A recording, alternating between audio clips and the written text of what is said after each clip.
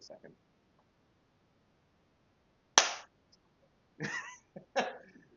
Okay, so yeah, hanging out here with Will Bateman today, just chatting about his niche as a physiotherapist. We're colleagues at Union Health and Performance, and yeah, just wanted to share a little bit more about who Will is and his lens as a physiotherapist, which we think is a little bit unique. So maybe just tell us about your story a little bit, Will. Um, kind of what inspired you to be a physio, and kind of this then will segue into your lens as sort of like how psychology and the mental piece plays into what you do as a physiotherapist. True. Yeah. Thanks, Joel. Yeah. So I mean, I started as a physiotherapist working in private practice. I had a little clinic out of my wife's climbing gym ground up called Project Physio, and kind of got into tendon rehab. Okay. And tendon rehab is a little bit unique. It can be kind of frustrating for a lot of people to experience frustrating tendon injuries, which eventually led me to do a bit of a deeper dive into what is the physiology of pain and how does that relate with tendons, and it opened this kind of worm for me, if you will. Eventually, I transitioned into a public role in the downtown east side of Vancouver, working with folks who have long-standing pain issues and with an overlap in various mental health conditions. So your typical depression or anxiety, but also psychosis and drug use psychosis and these types of things, kind of like some heavier types, more severe mental illnesses. Yeah. And it forced me to really think about where is the overlap between physical recovery from pain or injury and mental health, or psychology. How do do our beliefs and our ways of thinking about rehab and influence our pain experiences? And so that kind of drove my interest in understanding psychology. Uh, I wouldn't say I fully understand psychology. I don't think anyone does. Yeah. But trying to have a better sense of how psychology informs our recovery process. That's kind of the long and the short of it. I'm back in private practice at Union. Yeah. And now I'm starting to think more about what is the how do you facilitate or explore some of these psychology or the mental health, and how does that impact the recovery process through injury? Yeah. But also how does injury impact mental health and psychology after that? Cool. Yeah, and then what we were speaking about off camera too is about how this awareness of psychology and mental wellness. We're speaking in a physiotherapy context.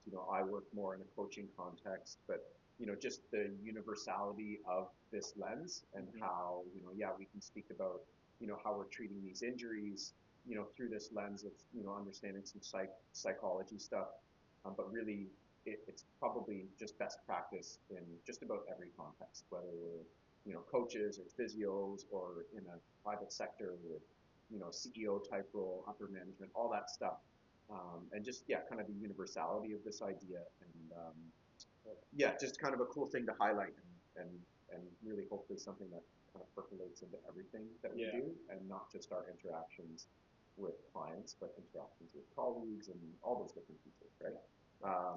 Cool. So yeah, so can you tell me more, maybe we'll start kind of at the grassroots piece, just in terms of like how has your understanding of psychology changed how you would pursue working with sort of like, I would say, a traditional or typical physiotherapy client who comes into your space? Like, what would be is there anything that would be different to that experience, or would it be something that's kind of built within your practice that might not even be noticeable to your clients? Can you tell me a little bit more about how that's maybe changed? Yeah, fair enough. Ideally, it's not noticeable. Yeah.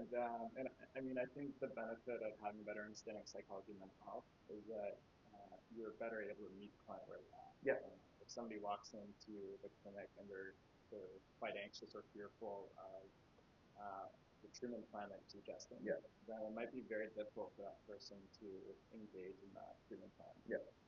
Or if they're participating in some sort of an exercise that you perceive as being really helpful in the recovery process, but is very fear-inducing for that person, they're less likely to do it at home. Yeah. So they might not actually experience the benefit of it. Yeah. And so I think, what is psychologically informed care? It's having a better understanding of what that person is experiencing, what their beliefs are, how they're presenting in the clinic. If you're noticing that they're feeling quite anxious doing something, yeah, then it probably means that you need to take a little bit of time trying to understand that maybe you're changing or choosing a different intervention or treatment so that you're better able to meet that person where you're at. Yeah. Or if somebody's mood is very low, and they have difficulty participating, yeah, then what would make that easier for them to participate? What are their values? Kind of focusing on what's important to them. So it's not meant to be a dive into somebody's psychology. Yeah. More meant to be, how do you meet that person where they're at? Yeah. And how do you make sure that you're choosing the best interventions, the best treatments, yeah, based on how they're presenting mentally, yeah, or psychologically. And yeah, like I just kind of want to preface something else. It's like mental health is something that we all have. Yeah. We can't escape it, just like we can't escape our physical health. Yeah. It's how we, in which case, it's like there is a little bit of stigma associated with, oh, there's no mental health issue with me. Yeah. But we all have a mental health. Yeah. So our mental health will fluctuate. Yeah. And it's I think really important for us as clinicians or as physiotherapists just to be able to understand, yeah, where is somebody at right now? How is their psychology impacting their recovery? Yeah. How can you facilitate that recovery so they're more likely to see success? Yeah.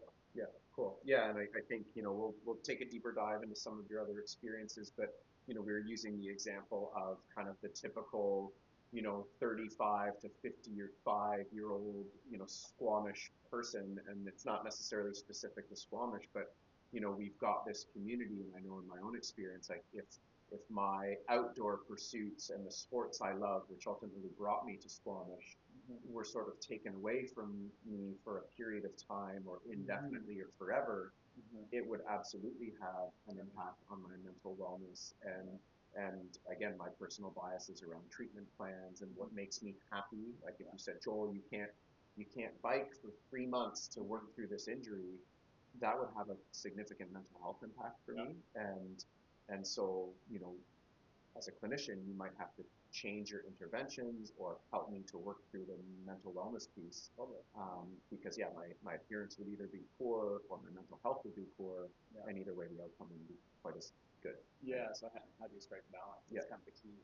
Yeah, cool. And I think too, I think good clinicians, we talked about as well, they're doing this sort of without the formal education and maybe subconsciously, and really what we're trying to do is highlight how maybe the client's experience is not really any different, but the way you're speaking as a clinician sort of is really going to empower clients to have a better outcome.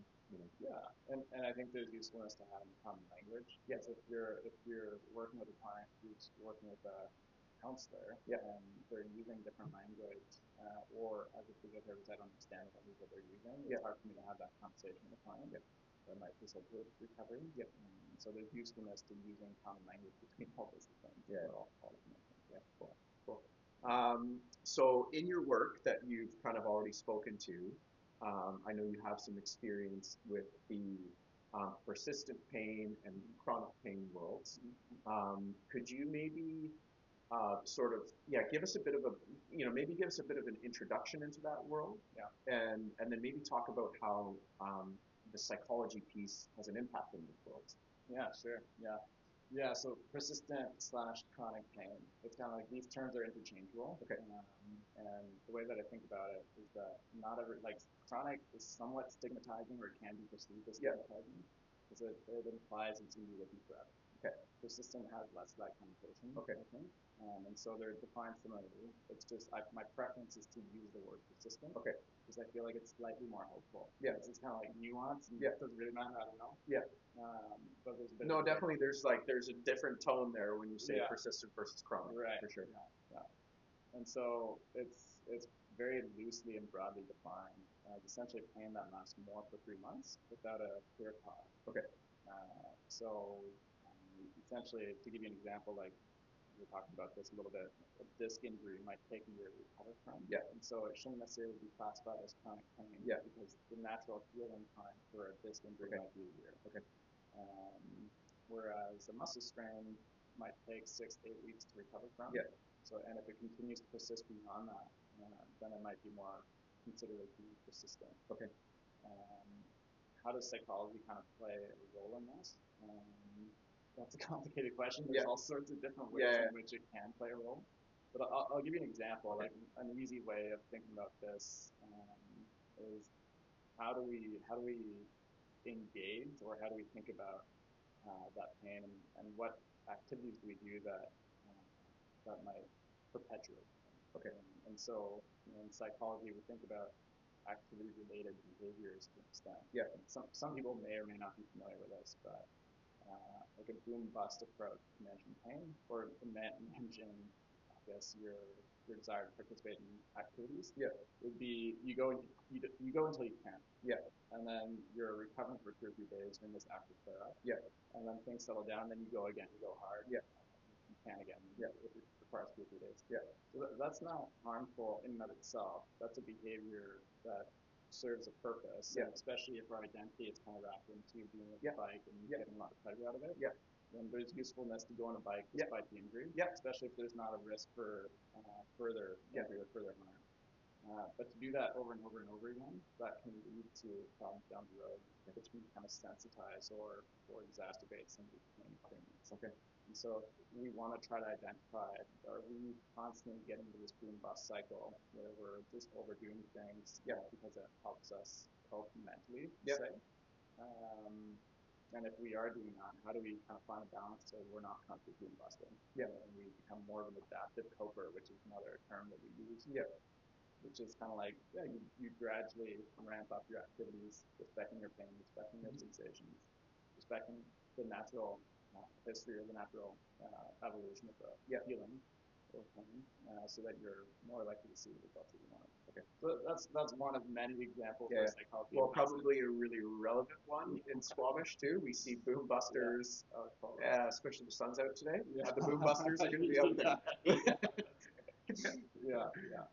Okay, cool. And then, so is there a, and again, I know, like, can you speak to, like, what is the research suggesting right now? Like, and I'm putting you on the spot a little bit, but is there, is my understanding is that there's a lot of research right now happening in the psychology space around, this connection between, brain and body, and, perception of pain, and the realities of pain at the tissue level. And so, and we don't want to get too into the weeds there, but that is kind of a hot topic in the research world right now. What's the latest research saying? You don't have to start quoting papers or anything like that, but like, or I guess what's your perspective? Because there's always in this world, there's always the science, which is the science say, and then there's the art behind the science and what we do with the people we work with, right? Because again, science might say treat this injury in this way, but probably the best way for that client has less to do with physical and more to do with mental. So we don't want to get too far down the rabbit hole. But is there a connection between perception of pain and psychology, or is it all happening at the tissue level? Yeah, that's a great question. Yeah. That's a we can spend hours talking about this. But in essence, my understanding of research is essentially that the nervous system is your way of experiencing pain. So there are signals that come from your body, get fed up to your brain. Your brain's trying to predict what's going to come from the body at all times. If it deems that there's potential danger in your environment, then there's usefulness to experiencing pain. So that's like the long and short of it. Very simplified process that it's pain is an experience that's generated by the nervous system in response to your nervous system's interpretation of what's happening in your environment.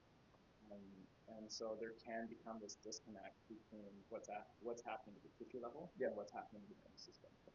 And in longer standing pain conditions or persistent pain, chronic pain, oftentimes what ends up happening is that your danger system becomes highly kind of functional, and like hypersensitized.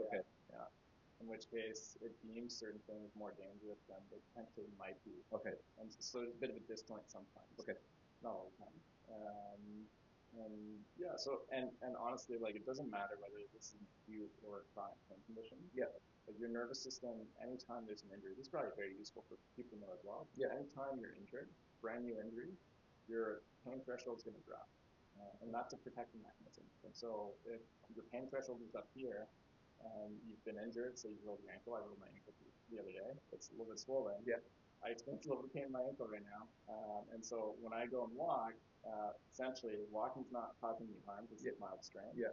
But I feel the pain down here instead Okay. of feeling it up here where it would have been prior to the injury. Okay. So you're, as a protective mechanism, no matter who you are, your pain threshold is going to drop. So scientifically, it's okay that I'm a little bit like every time I fall down, I stay down a little bit longer. Because that is happening. That is happening. Yeah. Okay. That's good. Yeah, totally. That's good. Okay, cool. Interesting. And so when you've had longer standing pain issues, Yeah. Usually with healing, we expect that pain threshold to climb back to its regular state. Once that tissue's been healed, and so there's no longer threat to that tissue, and so there's no usefulness to having a sensitized drop pain threshold. In persistent or chronic pain conditions, then we usually see that threshold stay as low. But some of these, this is where we kind of get into the weeds a little bit. But some of these pain tolerance might become really good if they've experienced pain for longer periods of time. Okay. So you might just be good at experiencing or accepting or just being with pain because you're forced to. It's just always there. Yeah. Right? So thresholds can drop, tolerance tends to improve. Okay. Okay. And then those are things where again, like that's the balance that we're speaking about, right? Because we can treat the tissue, but then there's also this psychology piece behind the whole thing. And totally. And there's some very I guess systematic or clear treatment guidelines. And how do you go about desensitizing the nervous system? Because traditionally, if we're focused mostly, if you come in with an ankle injury, and it's an acute injury, then you usually focus on the tissue. How do you slow it down? How do you so on and so forth? But there's some very clear ways of desensitizing the nervous system that we found that threshold is lower or becoming more persistent. Okay. So it's not just about psychology, but it's how do you a lot of it is, but how do you also treat the tissue and the nervous system so that it becomes less sensitized? Okay. Okay, cool. Yeah. So this idea of having kind of this psychologically informed lens, really with any acute injury, kind of can really strike a better balance between just kind of, managing the symptom and prescribing kind of a return to sport protocol, but then also, managing the nervous system. And then of course, just providing people with a better return to sport pathway, not just based on what just the, evidence suggests the best treatment plan is, but meeting them where they are and providing them with a treatment plan that resonates with them. And again, I think that's just kind of good bedside manner, but just doing it in a way that just flows for your clients. But for you as a clinician is maybe a little bit more purposeful and a little bit more deliberate than kind of, hoping for the best, and just kind of informs your conversations that you're having with clients. And then of course, we can extend it into the persistent, the persistent pain world. But understanding that kind of that tolerance versus hypersensitization sort of piece is also just good information for people who are wondering why their minor ankle sprain kind of they can feel it for maybe longer than you think they should, and something that informs maybe their conversations with their clinicians too. Awesome, cool. Well, I think really the intent was to really just sort of provide some education for people who are potentially wondering about that connection between psychology and the physiology, and how it can kind of extend into our daily lives, acute treatment injuries, or even maybe that persistent pain space. So, anyway, really appreciate kind of you entertaining my questions, and my pleasure. Yeah, we can come back with more. Sweet. Cheers. Sounds good, man. Thanks.